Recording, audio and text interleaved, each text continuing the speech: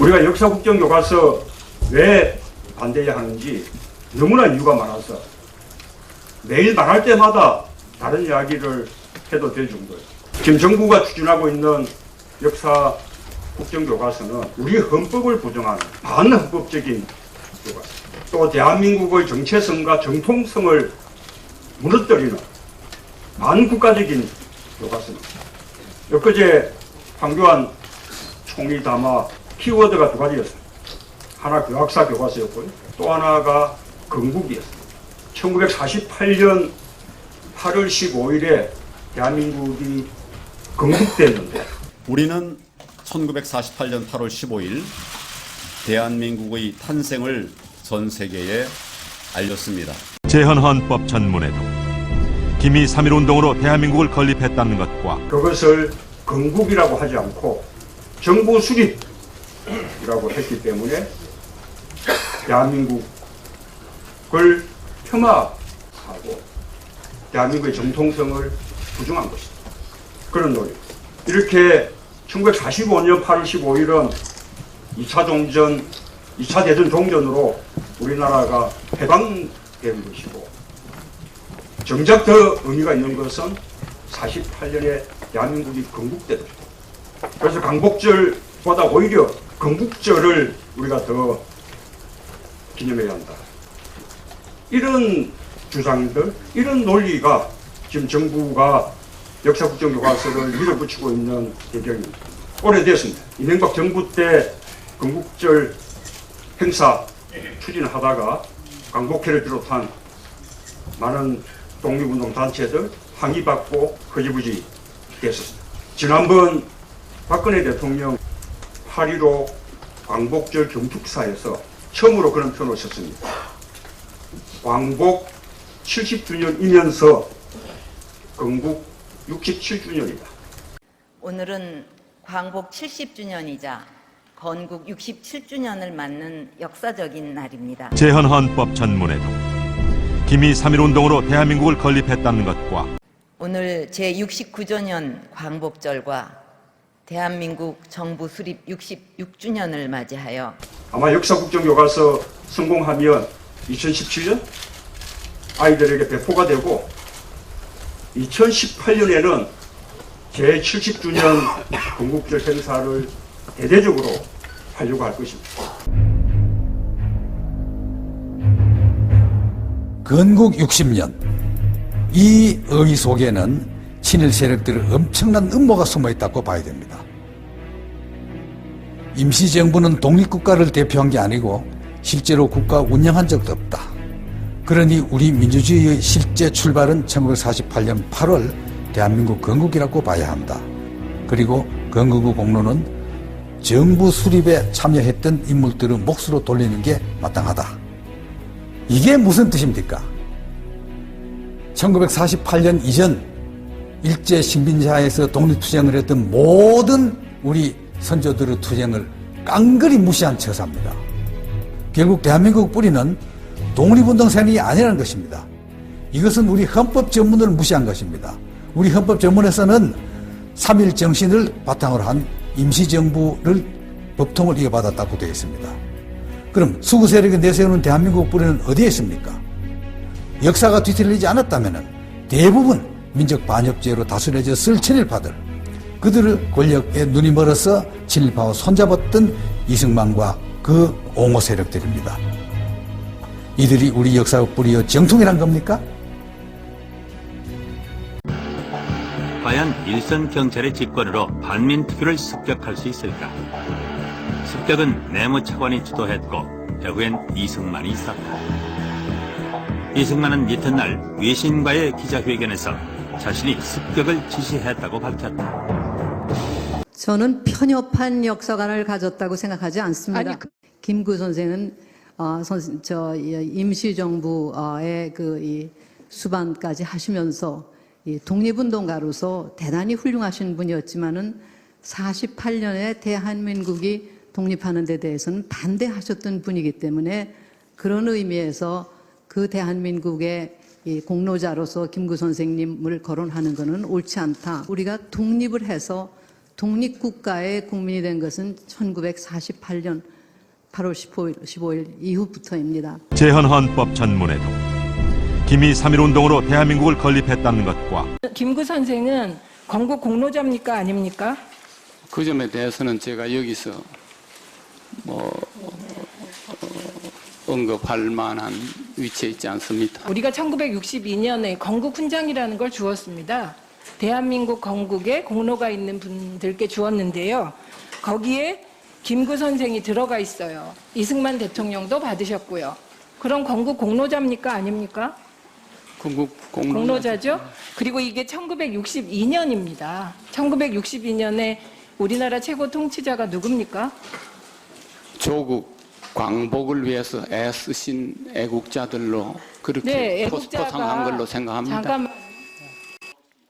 김기춘 실장은 이어 대한민국은 1948년 8월 15일 건국됐다며 임시정부라는 법통과 대한민국의 건국은 다르다고 생각한다고 말했습니다. 재헌헌법 전문에도 기미 3.1운동으로 대한민국을 건립했다는 것과 이인호 KBS 이사장의 뉴라이트적 관점과 사실상 일치하는 역사 해석이었습니다. 바로 뉴라이트 여러분이 있습니다. 대한민국을 바로 세우는 일에 나서주십시오. 저 역시 여러분과 함께 하겠습니다. 대한민국의 번영을 가능케 한 이 나라의 구조의 모든 얼개는 건국 대통령 이승만 대통령의 손으로 만들어졌습니다. 건국 60년, 이거 어쩌다 나온 아이디어가 아닙니다. 참여정부 시절에 이미 조선일보가 사설에서 건국절 얘기를 꺼냈고 뉴라이트에 속하는 학자들이 그 주장을 시종해왔습니다. 그리고 한나라당은 2003년부터 건국절 법안을 발의해왔습니다. 건국 60전 기념사업은 이런 배경 속에서 추진된 것이고 결국 이 정권은 광복절 행사에 건국 60전이라는 글자를 박아 넣게 된 것입니다. 이렇게 분위기가 무르익으니 광화문에다 이승만 동상을 세우자는 세력이 나서고 시민들의 피로 역사에서 처방했던 이승만 동상이 다시 섰습니다. 뿐만 아니라 항일 독립군 토벌에 참가한 1급 친일파 민족 반역자들의 동상도 섰습니다. 그리고 급기야 공영방송까지 수구 세력은 나팔수가 되어서 백선 여부를 구국의 영웅이라고 이승만은 건국 아버지라고 친일과 독재를 미화하는 방송을 했습니다. 1948년 8월 15일 우리가 건국했다는 것이 맞습니까? 아니요. 임시정부 법통을 개선한다는 우리 헌법을 정면으로 부정하는 그런 주장. 특히 재헌헌법을 보면 더 명백합니다. 우리나라 헌법을 만든 우리 헌법의 아버지들은 재헌헌법으로 나라를 건국한다고 생각하지 않았습니다. 재헌헌법에는 대한민국이 비민연 독립운동으로 건립됐고 그리고 재헌헌법으로 민주 독립국가를 재건한다고. 재헌헌법 전문에도 기미 3.1운동으로 대한민국을 건립했다는 것과 독립정신을 계승한다는 언급. 그렇게 명시하고 있습니다. 48년에創立된 대한민국 정부는 임시정부를 개성하는 것입니다. 그래서 임시정부가 사용해왔던 대한민국이라는 국호 우리가 그대로 사용하고 태극기, 애국가 이런 대한민국의 상징도 우리가 그대로 사용한 것입니다. 광복, 없던 것을 얻은 게 아니라 잠시 잃었던 것을 되찾았다는 뜻입니다. 헌법은 정부가 3.1운동과 대한민국 임시정부의 법통을 이어가고 있다고 명시합니다. 1910년 강제 한일 합병 이후 1919년 임시정부가 조선의 국혼과 군맥을 이어 대한민국 정부가 이를 계승해 재건됐다는 역사적 사실을 강조한 겁니다. 그래서 대한민국의 영토는 북한까지 다 포함하는 한반도 전역이 되는 것입니다. 그래서 대한민국은 한반도의 유일한 합법국가고 정통성 있는 정부고 북한은 우리 영토 일부에서 정부를 참칭하는 반국가 단체가 되는 것입니다. 그것이 바로 자유민주주의의 논리입니다. 그런데요, 48년도에 대한민국이 건국됐다고 하면 어디서 우리 대한민국의 정통성을 찾습니까? 해방 이후에 남과 북에서 각각 국가가 만들어졌다면 국제법적으로 어떻게 우리가 대한민국 유일한 합법 정부며 정통성 있는 정부라고 주장할 수 있습니까? 건국절은 강제 한일 합병이 있었던 1910년 8월 29일부터 대한민국 정부가 수립된 1948년 8월 15일까지 38년이라는 세월을 공백기로 만듭니다. 대한민국을 100년도 안 된 신생 독립국으로 전락시키는 겁니다. 그러면 고조선부터 근대 조선까지 이어지는 한반도 역사는 사라지게 됩니다. 이는 한국 고대사를 지방 정권에 편입시키려는 중국의 동북공정 시도에 힘을 실어주고 4,000년의 역사를 가진 당국 건국을 신화 또는 무당으로 격화시켜 한국사에서 단군 조선을 잘라내려는 일본의 의도에도 부합합니다. 그렇다면 왜 보수 진영에서는 건국절 제정을 줄기차게 주장하는 것일까? 하나는 북한과의 단절이라는 평가입니다. 대한민국처럼 북한도 신생 독립국으로 인정해 분단 체제를 영구화할 수 있다는 겁니다. 둘째는 친일 행적을 역사에서 지울 수 있다는 분석입니다. 항일 독립운동의 역사가 부정되고 역사적 정당성을 갖지 못한 친일 세력들이 건국공신으로 인정받을 수 있기 때문입니다. 건국절은 2006년 동아일보 기고문을 통해 공론화됐습니다. 광복절을 건국절로 개칭하자는 내용의 법안이 2차례에 걸쳐 발의됐고 정부에서 건국절 제정 홍보 책자를 발행하는가 하면 보수단체도 건국절 제정을 줄기차게 주장했습니다. 이는 심각한 역사 왜곡을 부를 수 있다는 비판을 받았습니다. 건국절 제정은 헌법 개정을 필요로 하고 헌법 개정은 국민투표에 의해서만 가능합니다. 법안을 발의한 국회의원들이 이를 모를 리 없습니다. 되찾은 국권을 헌법을 무시하면서까지 스스로 반납하려는 시도는 결코 용납할 수 없는 일입니다. 1948년 8월 15일에 대한민국이 건국됐다는 주장은 헌법에 반하는 것은 말할 것도 없고 그야말로 대한민국의 정체성과 정통성을 무너뜨리는 그런 반국가적인 주장. 북한을 이롭게 하는 이적행. 제가 어제 한 담화에 대해서 정부가 또 반박 보도자료를 냈던데 제가 공개적으로 다시 한번 박근혜 대통령, 황교안 총리 그리고 김무성 대표에게 묻겠습니다. 대한민국이 1919년 3.1 독립운동에 의해서 그리고 임시정부에 의해서 건국된 것이 아니고 1948년 8월 15일에 처음 건국된 것이냐. 그것이 정부의 견해인지 공개적으로 묻습니다. 그리고 새누리당은 그런 반국가적인 형태에 대해서 왜 침묵하고 있는지 나아가서는 왜 동조하고 있는지 묻습니다. 이승만 대통령이 지금 건국절 주장 들으면 정말로 지하에서 화를 내실 거예요. 이승만 대통령은 당신이 임시정부의 가장 중요한 주역 가운데 한 분이었기 때문에 대한민국이 임시정부의 협통을 개성한다는 사실에 대해서 굉장히 큰 자부심을 가지고 있습니다. 심지어는 48년 정부 수립 이후에 한동안 대한민국 몇 대한민국을 연호로 삼아서 1948년을 대한민국 30년 이렇게 연도를 부여하도록 했습니다. 최초로 나왔던 48년도에 나왔던 관보를 가지고 나왔습니다. 이 관보에 따르면 뭐라고 표기가 되어 있느냐면 대한민국 30년 9월 1일이라고 분명히 되어 있습니다. 지금 무슨 얘기냐면 우리 재헌헌법에서도 분명히 전문에서 기미 3.1운동으로 대한민국을 건립하여 이렇게 말하고 있습니다.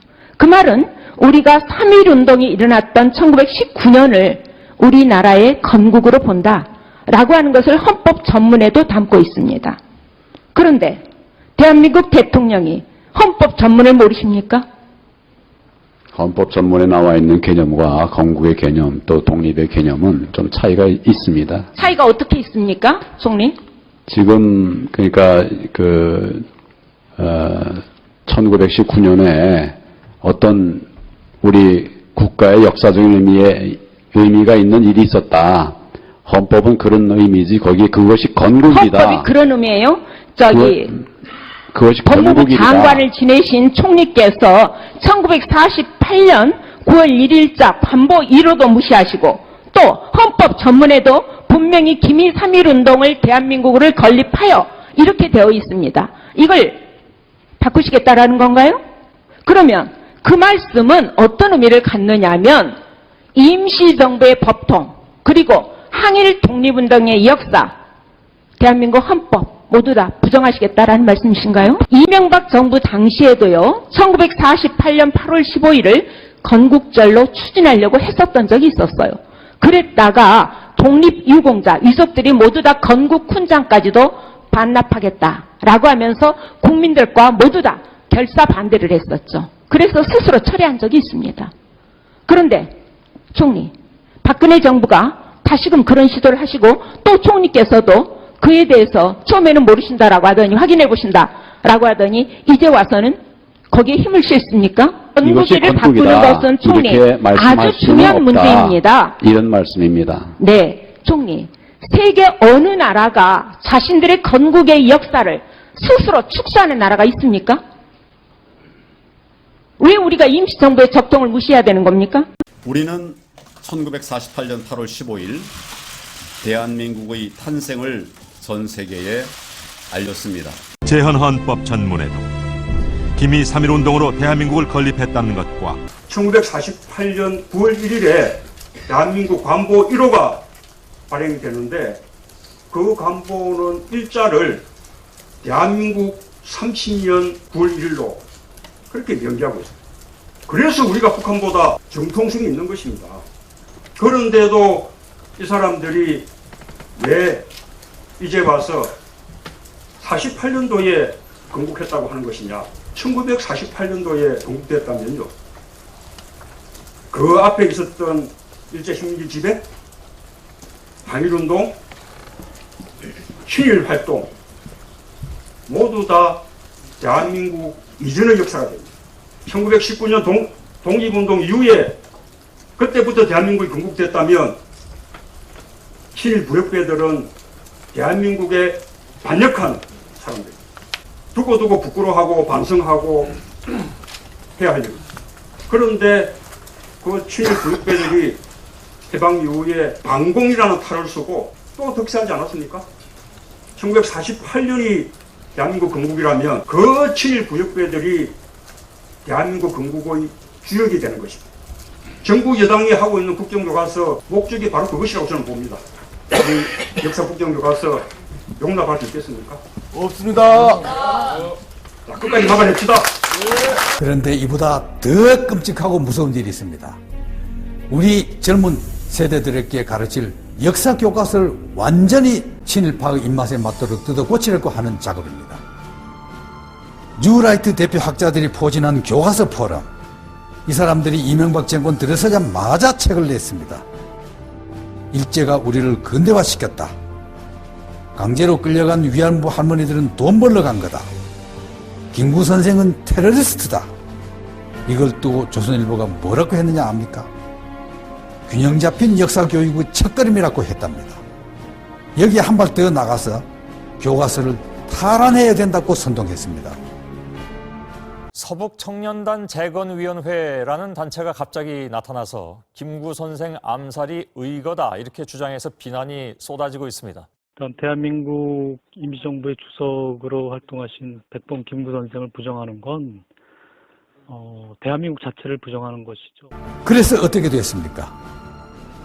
교과부, 국방부, 통일부 다 나서고 한나라당은 거들고 상공회의소도 나서서 현행 역사교과서 200군데를 뜯어 고쳤습니다. 그리고 이걸로도 끝나지 않았습니다. 2013년부터 우리 학생들은 새로운 교과서에 의한 역사교육을 받게 됩니다.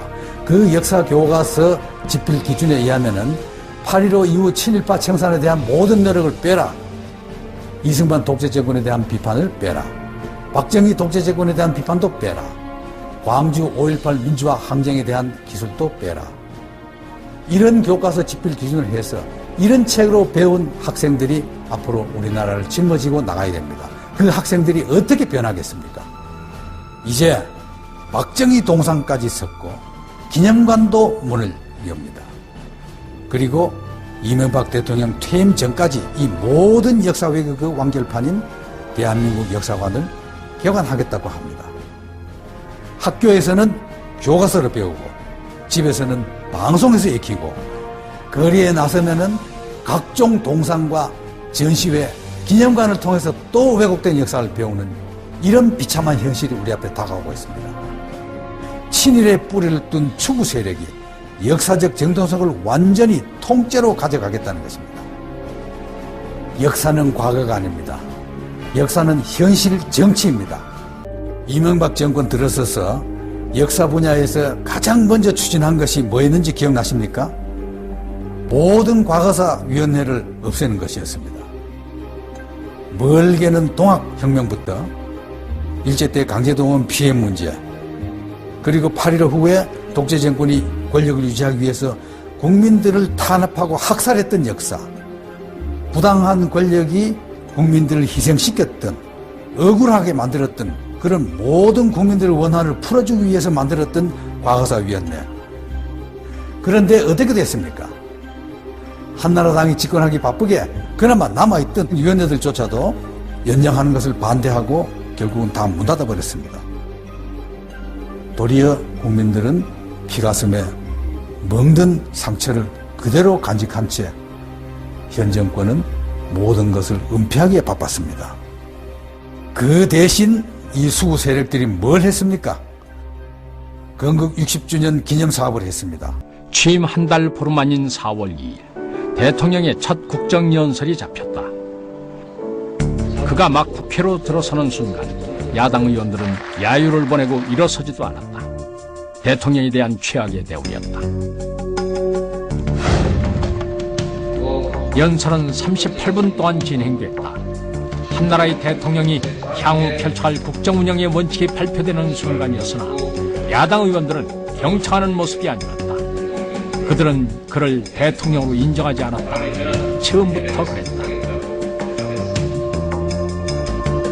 취임 이틀째 첫 탄핵 발언이 나왔다. 이후부터 야당 의원들은 걸핏하면 탄핵을 입에 올렸다. 탄핵 추진 일지는 일일이 그것을 열거할 수도 없을 정도로 집요하고도 방대했다. 말 한마디, 행동 하나하나가 모두 탄핵 협박으로 이어졌다. 1년 후 그의 꿈은 가장 극적인 방식으로 증명된다. 대통령 노무현 탄핵 소추안을 상정합니다. 투표를 시작하도록 하겠습니다. 투표 결과를 말씀드리겠습니다. 총 투표소 195표 중 다 193표, 부 2표, 법 제65조 2항 단서의 규정에 의하여 대통령 노무현 탄핵 소추안은 선포합니다. 대통령에 대한 탄핵 소추안이 가결됐습니다.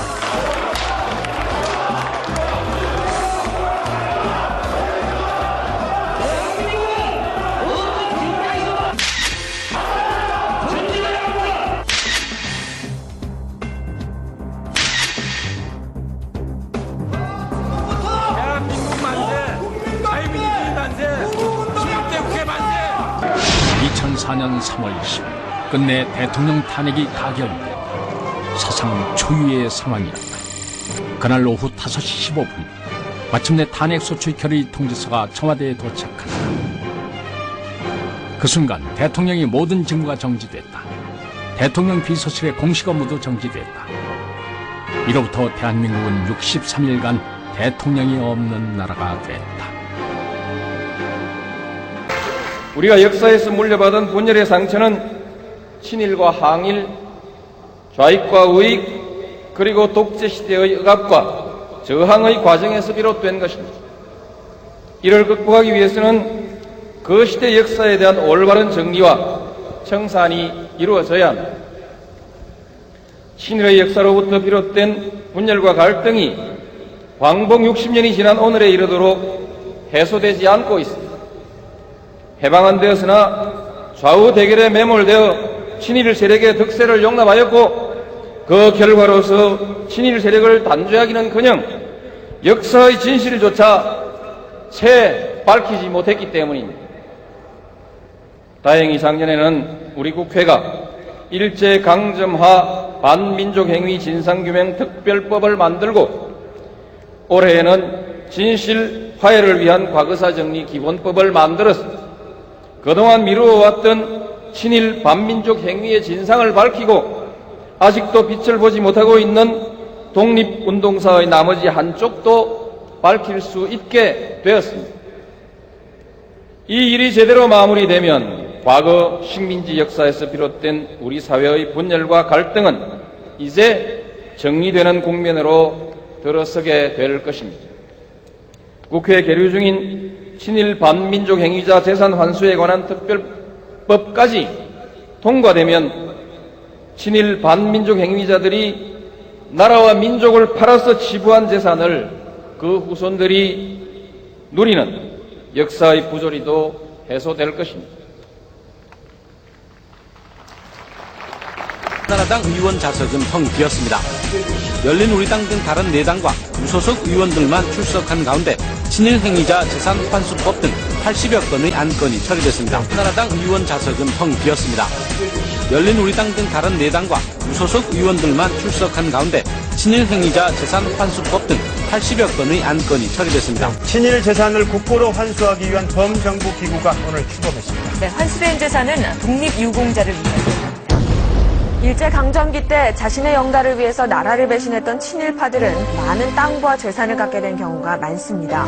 이를 환수하기 위한 정부의 노력에도 불구하고 후손들은 소송을 제기하며 불복하고 있습니다. 퇴임한 헌법재판관 출신 변호사가 친일파 후손의 땅 찾기 소송을 대리한 것. 친일파 재산 환수 관련 소송에서 법원이 처음으로 친일파 후손의 손을 들어주었습니다. 친일재산 국가 귀속결정을 취소해달라며 법무부 장관을 상대로 낸 소송 항소심에서 1심과 같이 원고 승소 판결했습니다. 친일 세력이 일제에 협력한 대가로 얻어 후손에게 넘긴 재산을 국가로 귀속시키는 사업이 올해 안에 모두 마무리될 것으로 보입니다. 지난 2005년 관련 특별법 시행 이후 꼭 10년 만으로 1,000억대 재산을 찾아내 대부분 환수했습니다. 친일 반민족 행위자의 재산 환수를 위해 정부 차원의 조사 활동이 본격적으로 시작된 것은 지난 2006년. 친일재산조사위원회는 4년 동안 활동하며 친일 행위자 168명의 재산 2,300여 필지 등 모두 1,000억 원이 넘는 재산을 찾아냈습니다. 2010년 조사위 활동이 마무리된 뒤에는 법무부가 업무를 넘겨받아 친일재산 환수 소송을 벌여왔습니다. 소송의 종류는 크게 3가지. 전체 소송 96건 가운데 정부의 환수 조치에 대해 후손 등이 불복해낸 행정소송이 71건으로 가장 많았고, 정부가 소송 원고로 참여하는 국가소송이 16건, 국고 환수 작업의 위헌성을 따지는 헌법소송이 9건입니다.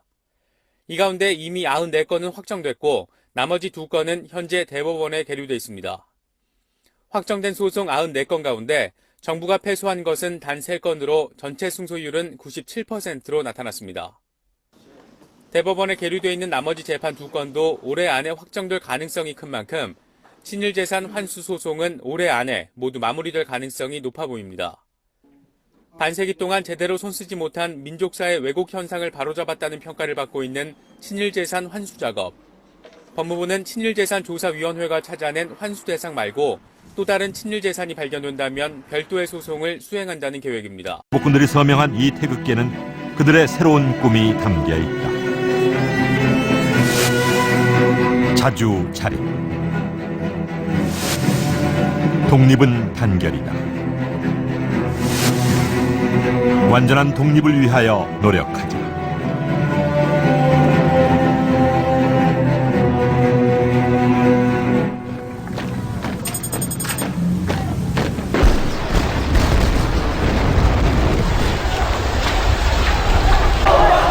그 꿈을 이루기 위한 김준엽의 장정은 독재에 대한 저항으로 이어졌다. 국민적 화해를 이룩하기 위하여는 대통령 직선제를 택하지 않을 수 없다는 1987년 8월 5일 당시 대학 총장직에서 물러나 있던 김준엽은 비밀리에 누군가를 만난다. 개헌 논의가 한창 진행 중인 시점, 김준엽은 광복군의 임무를 다하기 위해 그를 불렀다.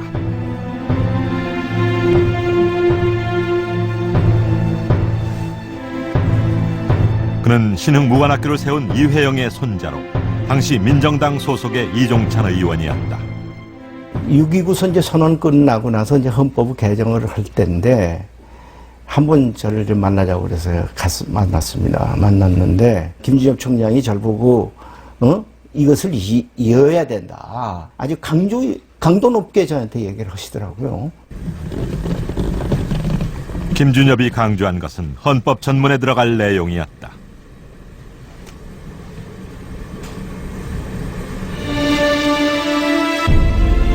그때까지 어떤 헌법 전문에도 임시정부 법통을 계승한다는 구절이 없었다. 재헌 헌법 전문에도 기미 3.1운동으로 대한민국을 건립했다는 것과 독립정신을 계승한다는 언급뿐이다.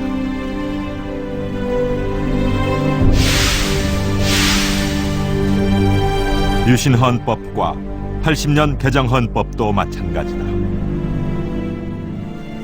정신을 이어받는 거와 법통을 계승한다는 거는 이거는 차이가 있다. 그러니 이 문제를 갖다가 완전히 이번에 반영을 시켜달라. 그리고 마침내 새로운 헌법이 만들어졌다. 대한민국은 대한민국 임시정부의 법통을 계승한다는 사실이 명문화됐다. 김준엽의 노력이 결실을 맺은 것이다. 법통이라고 하는 것은 그 사전적인 걸로 보면 법과 전통입니다.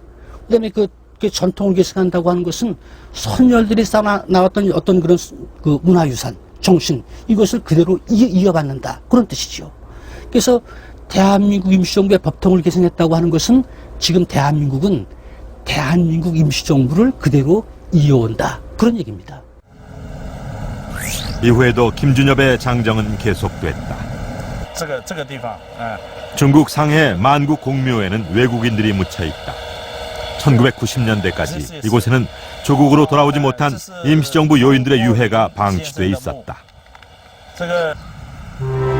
임시정부 군무부장을 지낸 노백민, 임시정부 대통령을 역임한 박은식, 법무총장을 지낸 신규식 등 임정 요인들의 유해를 확인한 김준엽은 이들 유해를 고국에 모셔오기 위해 동분서주한다.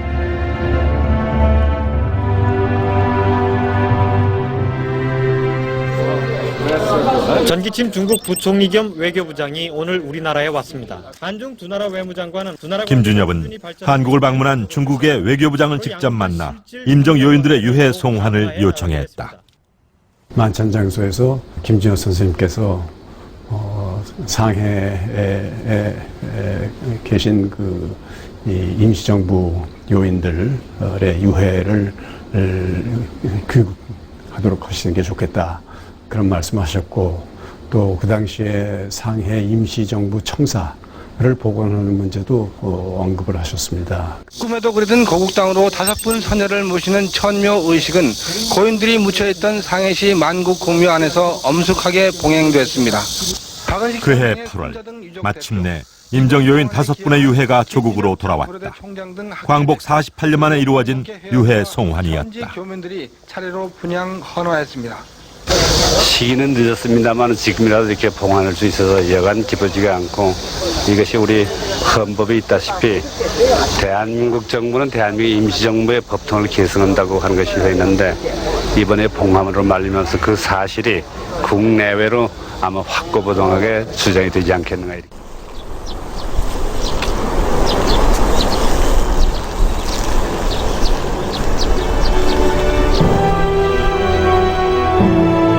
임정 요인 5분의 유해를 모시면서 비로소 국립묘지에 임정 요인 묘역이 조성됐다.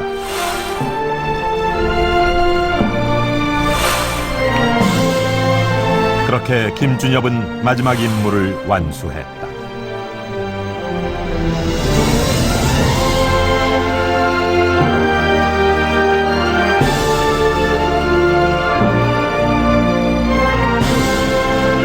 (2011년 6월) 대한민국 광복군 김준엽은 90년 장정을 내려놓고 눈을 감았다.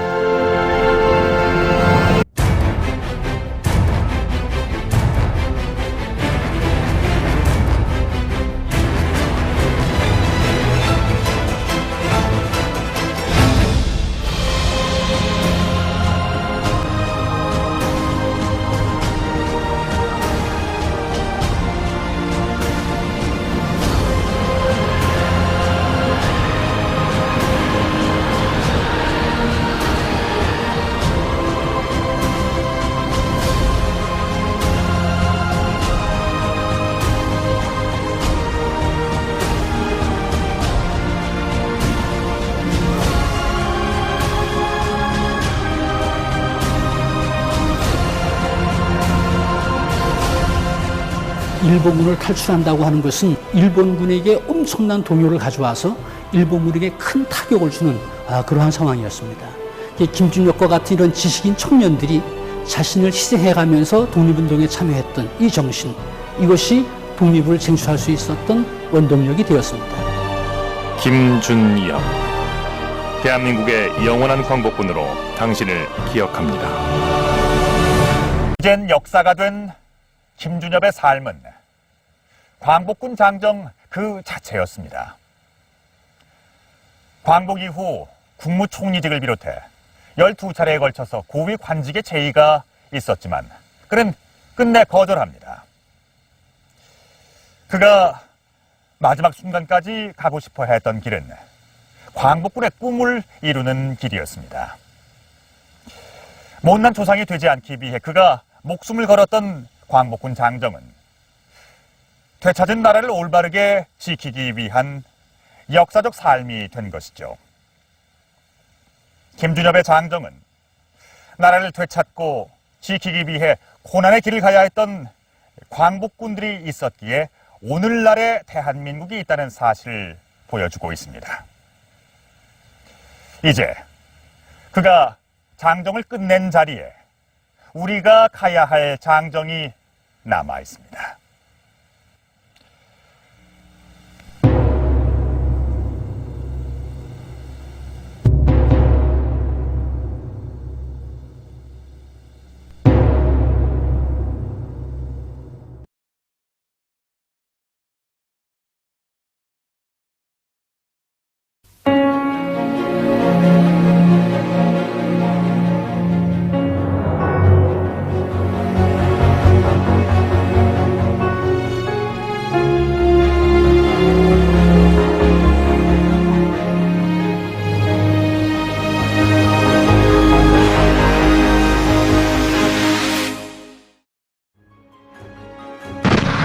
비록 그것이 정의라 할지라도, 비록 그것이 진리라 할지라도, 권력이 싫어하는 말을 했던 사람은, 또는 진리를 내세워서 권력에 저항했던 사람들은 전부 죽임을 당합니다.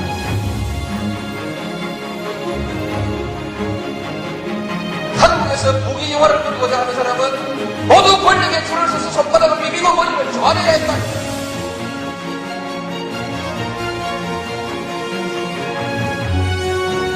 이 역사를 청산해야 이제 비로소 우리 젊은이들이 떳떳하게 정의를 얘기할 수 있고 떳떳하게 불의에 맞설 수 있는 새로운 역사를 만들어낼 수 있다.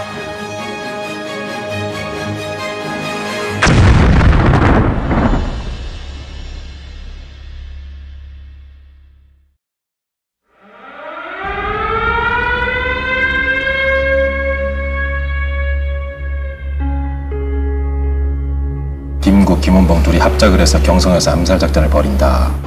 정독부에서 뽑은 최고의 친일파 강인국과 카와구치, 우리의 타켓트다.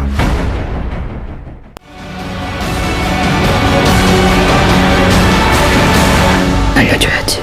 우린 계속 싸우고 있다고.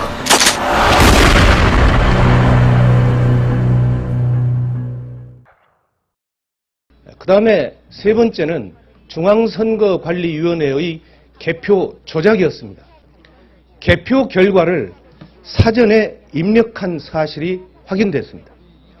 서울시 송파구 선거관리위원회는 선거일 하루 전인 2012년 12월 18일 오후 1시 11분에 개표 결과를 서버에 입력한 사실이 확인됐습니다.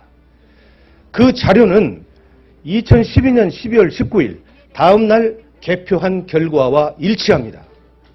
어떻게 투표 하루 전날 입력한 개표 결과가 선거 당일날 투표 결과와 일치할 수 있는 것인지 이것은 도무지 납득할 수 없는 상황입니다.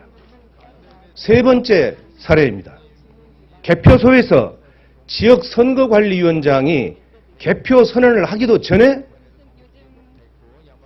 전국에 방송되는 선거방송에서는 개표 결과가 국민에게 방송됐습니다. 서울시 영등포구 대림삼동 제7투표구 개표 상황을 보면 영등포구 선거관리위원장이 개표 결과를 공표한 시각이 12월 20일 0시 16분이었습니다. 그런데 중앙선거관리위원회가 언론사에 제공한 개표 결과의 제공 시각이 12월 19일 22시 35분이었습니다. 결과적으로 개표 개시 1시간 41분 전에 개표하기도 전에 중앙선거관리위원회에서는 언론사에 개표 결과를 통보함으로써 전 국민에게 개표가 개시되지도 않았는데 개표 결과를 발표하는 이런 조작의 사례가 나타났습니다. 결론적으로 박근혜 대통령의 정통성은 없습니다. 선거 부정, 개표 조작의 증거들이 명명백백하게 밝혀지고 있기 때문입니다. 자, 네 번째 사례입니다. 선거관리위원장이 개표 결과를 공표하기 전에 개표 방송이 나갔습니다. 경기도 용인시 기흥구 신갈동 제8투표구에서는 선거관리위원장이 개표 결과를 발표하기 1시간 15분 전에 개표 방송이 나가버렸습니다. 보십시오. 19시 31분에 개표 시작, 20시 51분에 개표 종료입니다. 선거관리위원장의 개표 결과 공표 시각은 21시 41분입니다. 그런데 용인시 선관위는 언론사에 개표 결과를 20시 26분에 전송합니다. 개표 결과를 공표하기 1시간 15분 전에 방송이 나갔습니다.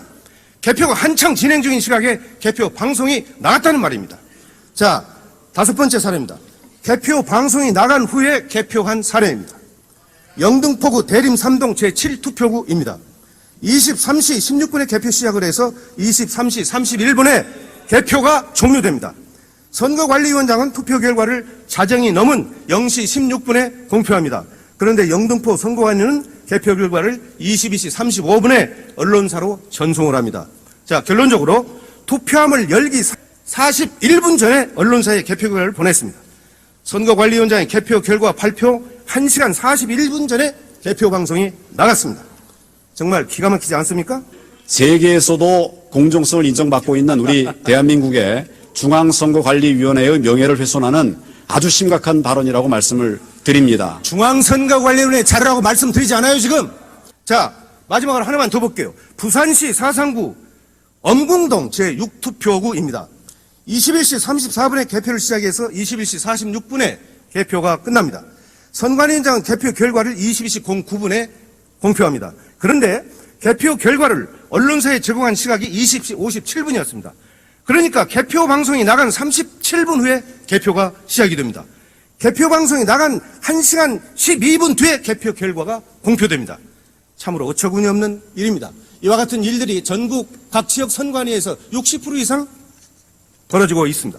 이것이야말로 개표 조작이 아니고 무엇입니까? 존경하는 국민 여러분, 소련의 독재자 스탈린은 이렇게 말했습니다. 투표는 인민이 하지만 개표는 권력자가 한다. 투표하는 자는 아무것도 결정하지 못하고 개표하는 자가 모든 것을 결정한다고 말했습니다. 소련의 독재자 스탈린이 말한 이 현상이 대한민국에서 지금 벌어지고 있습니다. 결론적으로 박근혜 대통령의 정통성은 없습니다. 선거 부정, 개표 조작의 증거들이 명명백백하게 밝혀지고 있기 때문입니다.